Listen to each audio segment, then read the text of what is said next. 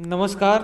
जय हिंद, वंदे मातरम। मैं आपसे गुप्ता एक बार फिर से आपके अपने online YouTube channel Gupta coaching classes पर आप सभी का हार्दिक स्वागत अभिनंदन करता हूं।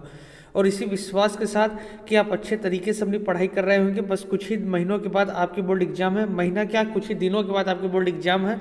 तो आप अपने बोर्ड एग्जाम में पूरी तरीके से लगकर तैयारी कर रहे होंगे। और जो हम लोगों ने एक टारगेट रखा है 90% का, आप उस 90% के टारगेट को जरूर अचीव करेंगे। ये मेरा आप पर एक विश्वास है और आपका भी मुझ पर एक विश्वास है, हमारे संस्थान पर विश्वास है और मेरा आप पर एक विश्वास है। आपके प्रदर्शन पर, आपके फीडबैक पर मुझे आप पर पूरा विश्वास है। आइए, जैसा कि ऑफलाइन क्लास आपको लगातार दिया ही जा रहा है, तो हमने आप लोगों के लिए आपके संस्थान के द्वारा ऑनलाइन प्रैक्टिस भी दिया शुरुआत किया गया है। तो इसी क्रम में पहला प्रैक्टिस देखिए आपको दिया गया था। आज इसी क्रम में दूसरा प्रैक्टिस सेट मैं आप लोगों के बीच में लेकर आया हूं। तो एक बार जल्दी से सभी लोग आ जाओ भाई, जिससे आज की एक धुआंधार प्रैक्टिस सेशन, आपका एक धुआंधार प्रैक्टिस स्टार्ट किया जा सके। आ जाइए, आपके संस्थान के द्वारा लगातार आपके लिए प्रयास किया जा रहा है। आपके संस्थान गुप्ता कोचिंग क्लासेज के द्वारा मेरे द्वारा आपको लगातार सब कुछ दिया जा रहा है, ठीक ना। एक बार आ जाइए सभी लोग, जल्दी से आ जाओ भाई, जल्दी से आ जाओ, जिससे आपकी क्लास स्टार्ट की जा सके। आज का जो प्रैक्टिस सेट है वो स्टार्ट किया जा सके। पहले क्वेश्चंस को आप बताएंगे, ठीक, इसके बाद फिर मैं बताऊंगा। और सारा क्वेश्चंस बताया हुआ है, मैंने आपको नोट्स में लिखवाया हुआ है। और कुछ टॉपिक ऐसे हैं जो अभी मैंने नहीं पढ़ा है, तो उसको मैं आपको क्लास में बताऊंगा, साथ में यहाँ भी मैं एक्सप्लेन कर दूंगा। आ जाइए सभी लोग, चलिए तब तक मैं आप लोगों के लिए क्वेश्चन लगा देता हूँ, ठीक ना। जल्दी से सभी लोग आ जाओ भाई, जल्दी से सभी लोग आ जाओ। देखो, पहला क्वेश्चन आपके सामने दिख रहा होगा कि C2H6, पहला क्वेश्चन आपके सामने दिख रहा होगा कि C2H6 का IPC नाम क्या है। पहला क्वेश्चन आपके सामने है C2H6, ठीक ना। C2H6 का IPC नाम क्या है, बताइए सर इसका राइट आंसर क्या होगा। इसका राइट आंसर आपको बताना है सर, इसका राइट आंसर क्या होगा, ठीक ना। C2H6, चलिए हाँ, C2H6 का आपका IPC नाम बताना है, ठीक ना। तो जैसे देखिए आप यहाँ देखो कार्बनिक संख्या कितनी है सर, आप कहोगे कि सर कार्बनिक संख्या 2 है। और जब कार्बनिक संख्या 2 है, ठीक ना, तो कार्बनिक संख्या 2 होने पर क्या होता है बताइए, एथ होता है। कार्बनिक संख्या 2 होने पर क्या होता है सर, एथ होता है। और जब एथ होता है तो एथ में एन जोड़ेंगे तो इसका IPC नाम क्या हो जाएगा सर, एथेन हो जाएगा। तो इस क्वेश्चन के लिए इसका जो राइट आंसर होगा सर, वो ऑप्शन नंबर सेकंड एथेन हो जाएगा, ठीक ना। चलिए, क्लियर हो गया ना, चले ठीक। चलिए, क्योंकि ये एल्केन श्रेणी का सदस्य है, किसका सदस्य बताइए, एल्केन का सदस्य है, जिसका सूत्र क्या होता है एल्केन का, देखिए CnH2n+2 होता है। अगर आप n बराबर 2 रखोगे तो C2 हो गया, और 2 दूनी 4, 4 2 6 हो गया, यानी C2H6 हो गया। और C2H6 मतलब क्या होता है सर, एथेन होता है, क्योंकि कार्बन संख्या 2 होने पर हम एथेन होता है n जोड़ते हैं, ठीक ना। चलिए नेक्स्ट क्वेश्चन की तरफ चलते हैं, चलिए नेक्स्ट क्वेश्चन की तरफ चलते हैं। और क्वेश्चन आपके सामने क्या रहा है, ठीक, क्वेश्चन क्या रहा है कि कौन सा समीकरण संतुलित नहीं है। इसमें से कौन सा समीकरण है जो संतुलित नहीं है। देखो, आपके सामने 4 समीकरण दिए गए हैं और आपको ये बताना है कि इसमें कौन सा ऐसा समीकरण है जो संतुलित नहीं है। बताइए सर इसका राइट आंसर क्या होगा सर, इसका राइट आंसर बताना है सर। इसका राइट आंसर आपके सामने क्या होगा कि कौन सा समीकरण संतुलित नहीं है। देखिए आप यहाँ पे देखिए, पहले वाले में 3Fe3 बैलेंस है। नाइट्रोजन कितना है, 4 दूनी 8, और यहाँ पे कितना है नाइट्रोजन आपका, यहाँ पे नाइट्रोजन कहाँ गया, ये 4H2O होना चाहिए, यहाँ पे मिसप्रिंट है, एक मिनट, ये 4H2O होना चाहिए, 4N2O नहीं 4H2O होना चाहिए, ठीक ना। तब नहीं तो इसमें नाइट्रोजन है ही नहीं। खैर इसको छोड़िए, ये वाला देखते हैं, ये मिसप्रिंट है 4H2। अगर हम करेंगे तो आप देख लीजिए 4 दूनी 8, 4 दूनी 8, ऑक्सीजन 4, ऑक्सीजन 4, ये संतुलित है। ऊपर दूसरा वाला देखिए KClO3, तो ऑक्सीजन तो इसमें देखिए ऑक्सीजन 3 है, इसमें ऑक्सीजन 2 है, तो ये तो संतुलित नहीं है। चलिए, ये वाला समीकरण आपको मिल गया। दूसरा समीकरण जो है ये आपका संतुलित नहीं है, क्योंकि इसमें ऑक्सीजन कितना है, 3 है, इसमें ऑक्सीजन की संख्या कितनी है बताइए, 2 है। लेकिन एक समीकरण और है जो संतुलित नहीं है इसमें, यहाँ पे देखिए 2HCl दिया है, यानी क्लोरीन की संख्या यहाँ पे 2 है और यहाँ पे क्लोरीन की संख्या केवल 1 है, तो ये भी संतुलित नहीं है। तो इस क्वेश्चन के लिए 2 ऑप्शन सही हो सकते हैं आपके, दूसरा वाला भी सही है और चौथा वाला भी सही है, ठीक ना। इस क्वेश्चन के लिए आपके 2 आंसर सही हो सकते हैं, दूसरा वाला भी आंसर सही है आपका और चौथा वाला भी आंसर सही है, क्योंकि क्लोरीन की संख्या यहाँ पे 2 है और यहाँ पे क्लोरीन 1 ही है, ये देखिए। तो इस क्वेश्चन के लिए 2 ऑप्शन आपके सही हो सकते हैं, ठीक है ना। चलिए हालांकि इसमें अनसॉल्व का शायद ये प्रैक्टिस सेशन है और ये मिसप्रिंट दिया हुआ, बोर्ड एग्जाम में आपको ऐसा नहीं आएगा, आप परेशान उसके लिए नहीं होंगे, ठीक ना, मिसप्रिंट है। खैर, शुद्ध जल का पीएच मान आपसे कह रहा है, शुद्ध जल का पीएच मान कितना होता है, तो सबको पता है सर शुद्ध जल का पीएच मान कितना होता है, आप सभी लोग जानते हो सर शुद्ध जल का पीएच मान कितना होता है। तो मैंने आपको कई बार बताया है, जल का जो पीएच मान होता है वो सर 7 होता है। तो इस क्वेश्चन में इसका जो राइट आंसर होगा सर ऑप्शन नंबर 3 हो जाएगा, 7 होता है। चलिए नेक्स्ट क्वेश्चन की तरफ चलते हैं। आइए, क्वेश्चन कह रहा है कॉपर के 2 प्रमुख अयस्क के नाम व सूत्र लिखिए। ये मैंने आपको नोट्स में बाकायदे लिखवाया हुआ है। कॉपर के 2 प्रमुख अयस्क, पहला है copper pyrite CuFeS2 copper pyrite, और दूसरा आप लिख सकते हो, दूसरा है कॉपर ग्लांस Cu2S। तो 2 इसके अयस्क हो गए कॉपर के, ठीक ना, कॉपर पायराइट और कॉपर ग्लांस, तो आप दोनों लिख सकते हैं, ठीक ना। चलिए क्लियर हो गया, बताइए सर सब कुछ समझ में आ रहा है ना। एक बार सब लोग वीडियो को लाइक कर देंगे, जितने भी लोग देख रहे हो भाई वीडियो को लाइक कर दो, और जो नए बच्चे हैं उन चैनल को सब्सक्राइब जरूर कर देंगे, और अपने सभी फ्रेंडों तक आप लोग शेयर भी कर दीजिए, ठीक ना। आपके जो भी फ्रेंड है सभी फ्रेंडों तक आप लोग शेयर भी कर दीजिए। आइए, लगातार आपके संस्थान के द्वारा गुप्ता कोचिंग क्लासेज के द्वारा हम लोग प्रयास कर रहे हैं, हम आपके लिए सब कुछ दे रहे हैं। ऑफलाइन क्लास भी हम आपके लिए पूरा अच्छे तरीके से दे रहे हैं, लगभग सिलेबस आपका कंप्लीट कर दिया गया है, बाकी प्रैक्टिस सेशन भी आपको दिया जा रहा है, तो आप लोग अच्छे से देखते रहिए। आइए, अगला क्वेश्चन कह रहा है कार्बनिक यौगिकों में योगात्मक और प्रतिस्थापन अपक्रिया को स्पष्ट कीजिए। आप याद कीजिए, मैंने आपको पहले ही चैप्टर में योगात्मक और प्रतिस्थापन अपक्रिया पढ़ाया है और उसका मैंने एग्जाम्पल लिखवाया था, और मैंने जो एग्जाम्पल लिखवाया है वो कार्बनिक का ही लिखवाया था। जैसे देखिए कह रहा है कार्बनिक यौगिकों में योगात्मक, पहले तो आप समझो योगात्मक किसे कहते हैं। मैंने आपको बताया था सर योगात्मक में क्या होता है, केवल एक उत्पाद बनते हैं। योगात्मक में जो प्रोडक्ट बनता है, योगात्मक यानी एडिशन रिएक्शन में जो एडिशन रिएक्शन होता है उसमें जो प्रोडक्ट बनता है वो केवल क्या रहता है बताइए, एक बनता है। रिएक्टेंट कई रहते हैं, अभिकारक कई से रहते हैं, लेकिन जो प्रोडक्ट बनता है वो केवल कितना बनता है बताइए, एक बनता है। तो इसका एग्जाम्पल पूछ रहा है, देखिए मैं आपके लिए अच्छे से एग्जाम्पल बता दे रहा हूँ। जैसे देखो, जैसे CH2 और डबल बॉन्ड CH2, देखिए मैं आपके लिए कार्बनिक ही ले रहा हूँ क्योंकि कार्बनिक पूछ रहा है, और प्लस HBr। ये एग्जाम्पल मैंने आपको लिखवाया भी है, अब नोट्स देखेंगे सब कुछ आपको मिलेगा, ठीक ना। मैंने आपसे कहा था, बाकायदे कहा है कि आपको नोट्स से बाहर एक भी क्वेश्चन नहीं मिलेगा, सब कुछ आपके नोट्स में है। CH2 double bond CH2 plus HBr। अब देखिए सर अगर योगात्मक होगा तो हम क्या करेंगे, एक H इनके पास भेजेंगे तो हो जाएगा CH3, और जैसे ये CH3 हुआ डबल बॉन्ड बदल जाएगा सिंगल बॉन्ड में, और ये हो जाएगा CH3 CH2 Br। अब बताइए सर इसमें केवल एक प्रोडक्ट बना है, इसमें कहीं भी 2 प्रोडक्ट नहीं बना है। अब देखो इसमें 2 प्रोडक्ट था, एक 2 अभिकारक है, एक ये और एक ये, देखो बीच में प्लस लगा है मतलब अलग हुए हैं, लेकिन यहाँ पे बताइए कि आप कहीं बीच में हमने प्लस लगाया है प्रोडक्ट बनाते वक्त, आप कहोगे नहीं सर, इस वजह से इसमें केवल एक प्रोडक्ट बना है, इस वजह से ये क्या हो गया सर, योगात्मक अपक्रिया हो गया। जो बच्चे नहीं लिखे हैं वो स्क्रीनशॉट ले सकते हैं, इस क्वेश्चन के आंसर का स्क्रीनशॉट ले लो। जो बच्चे नोट्स में नहीं लिखे होंगे उन स्क्रीनशॉट ले सकते हैं, हालांकि मैंने नोट्स में आपको लिखवाया हुआ है बकायदे, ठीक ना। तो ये योगात्मक अपक्रिया का हो गया। चलिए ऐसी प्रतिस्थापन अपक्रिया के देखते हैं। प्रतिस्थापन भी आपसे पूछा है, तो प्रतिस्थापन भी मैंने आपको लिखवाया हुआ है। प्रतिस्थापन में क्या होता है कि कोई एक अभिकारक, कोई एक पदार्थ रहता है, यानी कोई एक परमाणु रहता है, वो किसी दूसरे परमाणु को क्या कर देता है, हटा देता है और खुद उस जगह पर आ जाता है। मैंने आपको बताया था कि जिसमें कोई एक परमाणु किसी दूसरे परमाणु को हटा देता है और खुद उस जगह पर आ जाता है, उसे हम क्या कहते हैं बताइए सर, उसे हम प्रतिस्थापन कहते हैं। और इसका भी मैंने आपको एग्जाम्पल बहुत अच्छे तरीके से लिखवाया था, और ऑर्गेनिक का ही एग्जाम्पल मैंने आपके लिए लिया था। CH4 प्लस Cl2, तो ये क्या बनेगा, ये बनाया था CH3Cl और प्लस HCl, ठीक ना, CH3Cl प्लस HCl। अब देखिए इस क्लोरीन ने एक हाइड्रोजन को हटाया और हटाकर खुद उस जगह पर आ गया और ये बन गया CH3Cl प्लस HCl। ये भी क्या है, एक प्रतिस्थापन अपक्रिया का क्या है, एग्जाम्पल है। क्लियर हो गया। ऊपर आप लगा देंगे HNu मतलब होता है सूर्य का प्रकाश। ये जो रिएक्शन होता है वो सूर्य के प्रकाश की उपस्थिति में होता है, ठीक ना। ये प्रतिस्थापन अपक्रिया का एग्जाम्पल है। क्लियर हो गया। ये क्वेश्चंस मैंने आप लोगों को करवाया है, लिखवाया है बाकायदे, आपके पहले ही चैप्टर में मैंने लिखवा दिया था। चलिए आइए नेक्स्ट क्वेश्चन की तरफ चलते हैं। आपको कोई भी क्वेश्चन ऐसा नहीं मिलेगा जो मेरे नोट्स से बाहर रहेगा, ये जान लीजिए आप। दीर्घाकार आवर्त सारणी के 4 गुण लिखिए। तो बहुत अच्छे तरीके से मैंने दीर्घाकार आवर्त सारणी लिखवाया था कि इसमें तत्वों को परमाणु क्रमांक के बढ़ते हुए क्रमों में रखते हैं।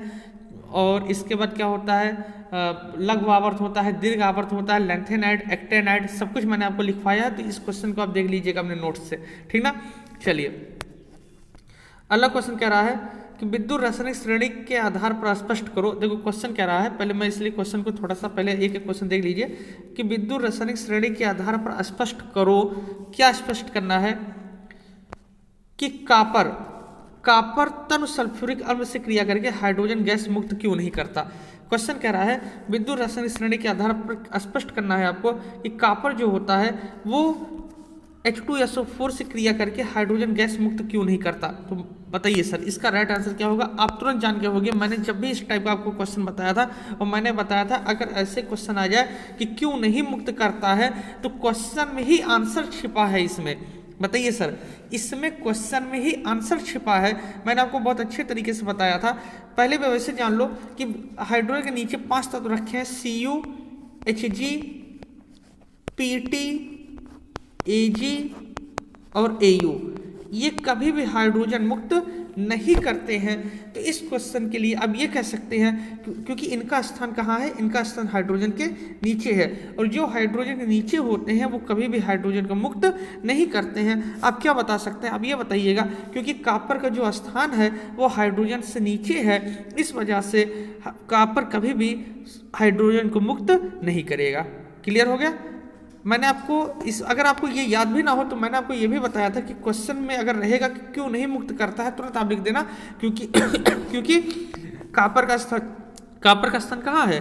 आप कहोगे सर कापर का स्थान हाइड्रोजन से नीचे है। एक लाइन में कापर का स्थान हाइड्रोजन से कहाँ है सर, कापर का स्थान हाइड्रोजन से नीचे है। बस कापर का स्थान हाइड्रोजन से नीचे है, ठीक ना। और बहुत अच्छे, अगर अच्छे तरीके में आपको लिखना है तो आप अच्छे तरीके से लिख सकते हैं कापर का स्थान हाइड्रोजन से नीचे है और कम सक्रिय होता है, इस वजह से ये इनको जो है विस्थापित नहीं कर पाता। आप लिख सकते हो अच्छे तरीके से जो भी आप लिखना चाहो। मैंने आपको सब कुछ नोट्स में लिखवाया हुआ है। आइए यहाँ पे मैं केवल आपको एक रिवीजन तौर करवा दे रहा हूँ जिससे आपका रिवीजन भी होता रहे।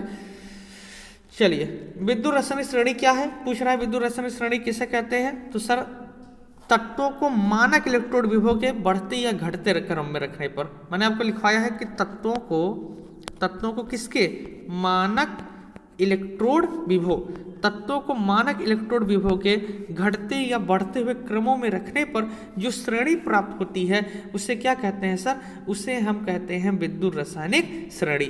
क्लियर हो गया। तत्वों को मानक इलेक्ट्रोड विभव के घटते या बढ़ते क्रमों में रखने पर जो श्रेणी प्राप्त होती है उसे हम विद्युत रासायनिक श्रेणी कहते हैं। और क्वेश्चन पूछ रहा है इसमें कि बताइए क्या यह अभिक्रिया संभव है कि नहीं।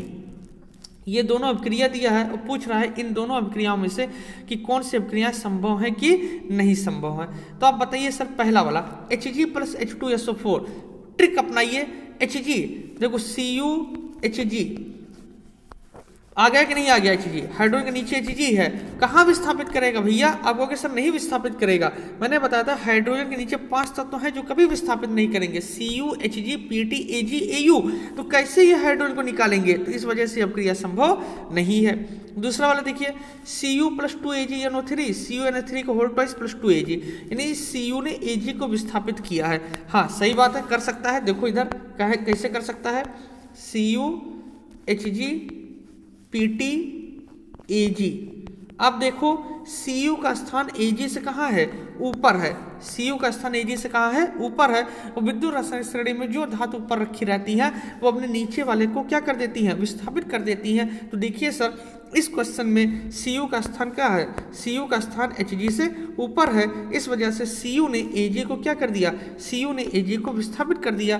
तो ये अभिक्रिया पूरी तरीके से क्या है सर, सही है, ठीक ना। तो दूसरा वाला सही है और पहला वाला नहीं सही है।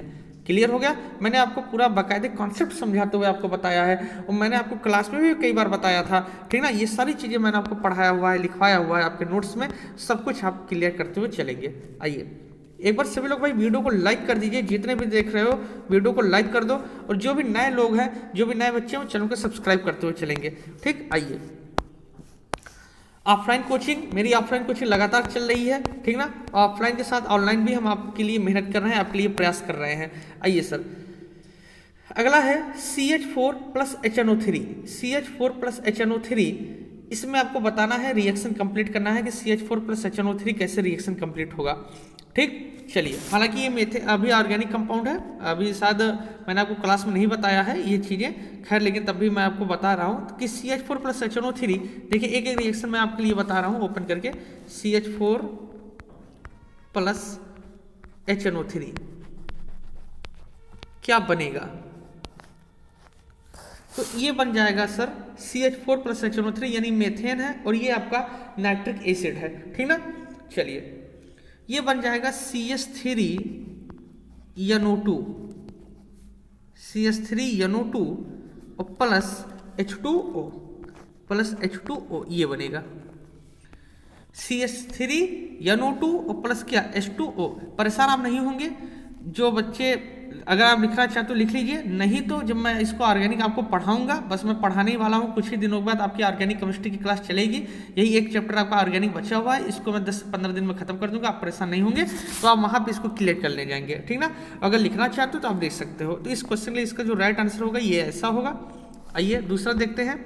दूसरा पूछ रहा है C2H5Br प्लस KOH। तो देखिए सर, प्रतिस्थापन अभिक्रिया होगा C2H5Br और प्लस KOH, ये बनेगा जानते हैं क्या बनेगा, ये बनेगा KBr, यहाँ से अलग हो जाएगा, सुनिए यहाँ से KBr अलग हो जाएगा और बनेगा C2H5OH और plus KBr, C2H5OH plus KBr ये बनेगा।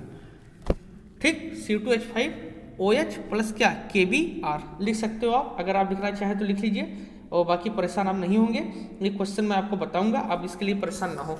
ये चैप्टर जब मैं आपको पढ़ा दूंगा तो आप खुद इसके रिएक्शन के एक्सपर्ट हो जाओगे, ये मेरा आप विश्वास रखिए।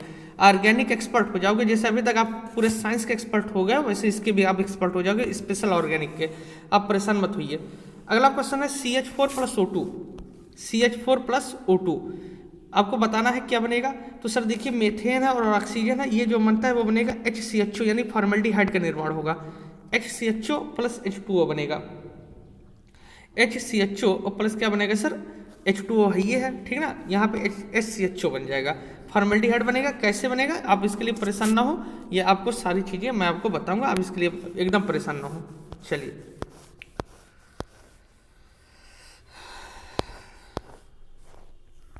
आइए अगला क्वेश्चन है। अगला क्वेश्चन आपसे कह रहा है कि कौन सी धातु ठंडे जल के साथ क्रिया करके हाइड्रोजन देती है। तो ये क्वेश्चन भी मैंने पिछले वाले प्रैक्टिस सेट में लिया था। इसका राइट आंसर सोडियम हो जाएगा, क्योंकि जो सोडियम होता है वो क्या होता है, वो ठंडे जल से क्रिया करके क्या करती है, हाइड्रोजन को मुक्त करती है। जो सोडियम होता है वो ठंडे जल से क्रिया करके हाइड्रोजन को क्या करती है सर, मुक्त करती है। आइए नेक्स्ट क्वेश्चन की तरफ चलते हैं। देखिए अगला IPC आपसे पूछ रहा है, ठीक ना, और ढंग का IPC दिया हुआ है, और आप IPC के लिए परेशान ना हो। बस 1 मार्च से मैं स्पेशल आपको ऑर्गेनिक केमिस्ट्री की क्लास दूंगा, ठीक ना। 1 मार्च से मैं स्पेशल आप लोगों को ऑर्गेनिक पढ़ाऊंगा और पूरा ऑर्गेनिक मैं आपको कवर कर दूंगा। मेरा विश्वास रखिए, कोई भी ऑर्गेनिक से क्वेश्चन आएगा आप सब करते हुए चले जाओगे। जो है कुछ क्लासेज मैंने आपको दी हैं, जैसे मैंने आपको कल कॉन्सेप्ट अभी तक बताया है। अब IPC मैं नहीं स्टार्ट किया हूँ, IPC मैं आपका 1 मार्च से स्टार्ट करूँगा, ठीक ना। 1 मार्च से मैं आप लोगों की ऑर्गेनिक केमिस्ट्री की क्लास स्टार्ट करूंगा, उसमें पूरा ऑर्गेनिक का मैं आपको मास्टर बना दूंगा, मेरा आप विश्वास रखिए। जो है आइए इसके लिए देखिए, इसका IPC नाम क्या हो जाएगा।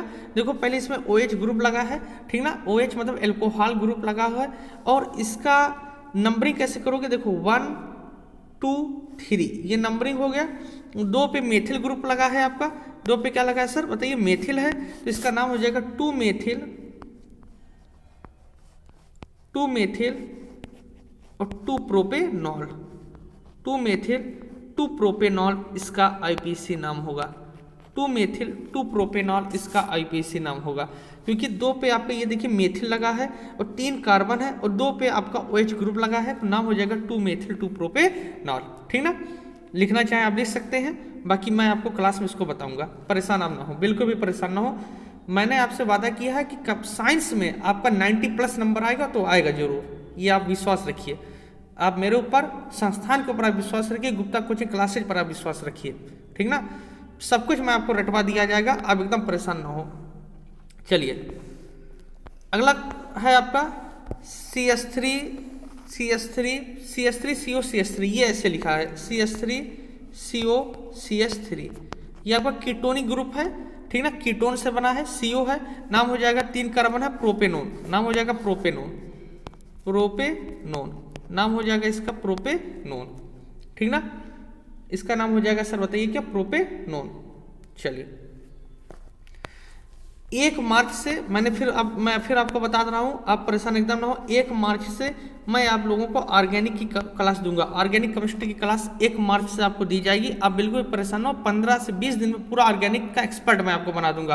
कोई भी IPSC एग्जाम आएगा, कोई भी क्वेश्चन आएगा, आप सब करते हुए चले जाओगे। आप मेरा विश्वास रखिए, आप संस्थान के ऊपर विश्वास रखिए, गुप्ता कोचिंग क्लासेज के ऊपर आप विश्वास रखिए, कोई भी क्वेश्चन आपका गलत नहीं होगा, कोई भी क्वेश्चन नहीं गलत होगा, ठीक ना। एग्जाम में साइंस में फिजिक्स की क्लास आपकी चल रही है, बायो आपका समाप्त हो चुका है, ठीक ना, और केमिस्ट्री की क्लास 1 मार्च से केमिस्ट्री सारा कुछ पढ़ा दिया गया, केवल ये ऑर्गेनिक बचा हुआ है, ऑर्गेनिक 1 मार्च से मैं आपको पढ़ाऊंगा, ठीक ना। सभी लोग वीडियो को एक बार लाइक कर दीजिए भाई, सभी लोग वीडियो को लाइक कर दीजिए, और जो भी नए बच्चे हैं वो चैनल को सब्सक्राइब कर लेंगे, ठीक ना। तो आज के लिए इतना ही रखते हैं, फिर मिलेंगे एक नई ऊर्जा के साथ, एक नए प्रैक्टिस सेट के साथ, तब तक के लिए बहुत बहुत धन्यवाद।